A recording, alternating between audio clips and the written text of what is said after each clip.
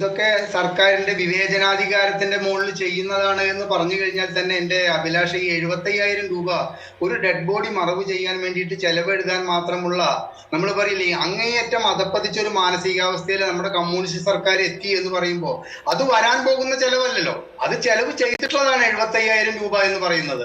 അതുപോലെ തന്നെ ഇവർ ഈ 1200 വീടുകൾ നഷ്ടപ്പെട്ട കാര്യം പറയുന്നുണ്ട്. എന്റെ അറിവിൽ ഞാൻ എഴുതി വെച്ച കണക്ക് പ്രകാരം ഏകദേശം 700 വീടുകൾ വിവിധ സന്നദ്ധ സംഘടന, വിവിധ രാഷ്ട്രീയ പാർട്ടികൾ, വിവിധ മതസംഘടനകൾ ഇവരൊക്കെ അവിടെ നൽകാമെന്ന് പറയുന്നു. അപ്പൊ ബാക്കിയുള്ള വീടുകളെ ഇവർക്ക് വെച്ച് നൽകേണ്ടതുള്ളൂ. മാത്രവുമല്ല സർക്കാർ വെച്ച് നൽകാവുന്നതിലും നല്ല വീടുകളാണ് അവിടേക്ക് വരുന്നത്.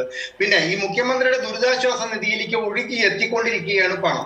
പിന്നെ എന്തിനു വേണ്ടിയിട്ടാണ് ഇത്തരത്തിൽ ഇവിടുത്തെ പരമോന്നത നീതിപീഠത്തിലൂടെ ഇത്തരത്തിലൊരു കള്ളക്കണക്ക് ഇവർ സമർപ്പിച്ചത് എന്ന ചോദ്യത്തിന് ഇവിടെ പങ്കെടുത്ത ഇടതുപക്ഷ ജനാധിപത്യ മുന്നണിക്ക് വേണ്ടി അല്ലെങ്കിൽ CPM വേണ്ടി സംസാരിക്കുന്ന വ്യക്തി പറയുന്നത് എന്താ, എവിടെയെങ്കിലും ഇത് ചിലവാക്കിയ പണമാണ് എന്ന് എഴുതിയിട്ടുണ്ടോ?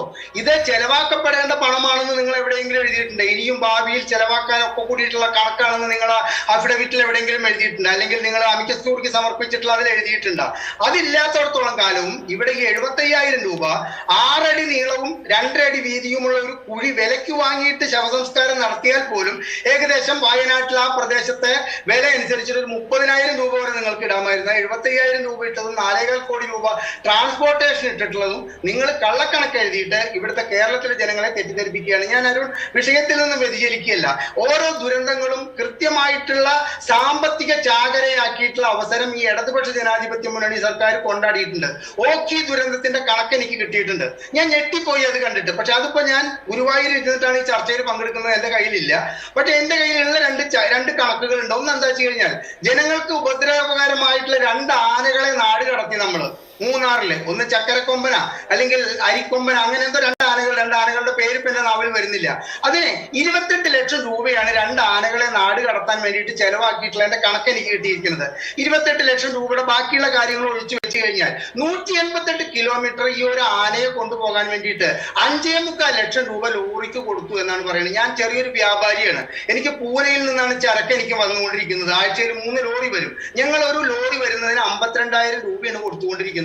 അപ്പോ എത്രത്തോളം ഒരു ദുരന്തത്തിനെ ജനോപകാരപ്രദമായി ചെയ്യേണ്ട കാര്യങ്ങളെ ചൂഷണം ചെയ്യുന്നു എന്നുള്ളതിന്റെ ഒരു ഉദാഹരണമാണ് ഇനി അടുത്തത്. ബ്രഹ്മപുരത്ത് 8 ദിവസത്തെ തീ കെടുത്താനുള്ള ചെലവ് ചോദിച്ചപ്പോൾ കിട്ടിയിരിക്കുന്നത് 23 ലക്ഷം രൂപയാണ് ബ്രഹ്മപുരത്ത്. അതിലും പറഞ്ഞിരിക്കുന്നത് JCB അതുമാതിരിയുള്ള യന്ത്രവൽകൃത ഉപകരണങ്ങളുടെ ചെലവ് ഇതുവരെയ്ക്ക് കിട്ടിയിട്ടില്ല, അതുകൊണ്ട് തരാൻ പറ്റില്ല. പിന്നീട് ഞാൻ വീണ്ടും വിവരാവകാശ അപേക്ഷ അർപ്പിച്ചപ്പോൾ പറഞ്ഞു അത് അവിടെ ഓഫീസിൽ വന്ന് കമ്പ്യൂട്ടറിൽ നിന്നും താങ്കൾക്ക് സംഘടിപ്പിക്കാന്ന്. പക്ഷെ കിട്ടിയ വിവരത്തിൽ എന്താ അറിയോ, 11,50,000 രൂപയുടെ കുപ്പിവെള്ളം അവിടെ മേടിച്ചിട്ടുണ്ട്. 16 ലക്ഷം രൂപയ്ക്ക് തട്ടുകടയിൽ നിന്നും ഭക്ഷണം വാങ്ങിയിട്ടുണ്ട്. 9 ലക്ഷം രൂപയ്ക്ക് ഹോട്ടലിൽ നിന്നും ഭക്ഷണം വാങ്ങിയിട്ടുണ്ട്. ഇതിന്റെ ബില്ലുകൾ ചോദിച്ചപ്പോൾ പറയണത് ഇതിന്റെ ഒന്നും ബില്ലില്ല, ഇതൊക്കെ അപ്പോഴത്തെ കാര്യങ്ങൾക്ക് അനുസരിച്ചിട്ട് ചെയ്തിട്ടുള്ളതാണ്.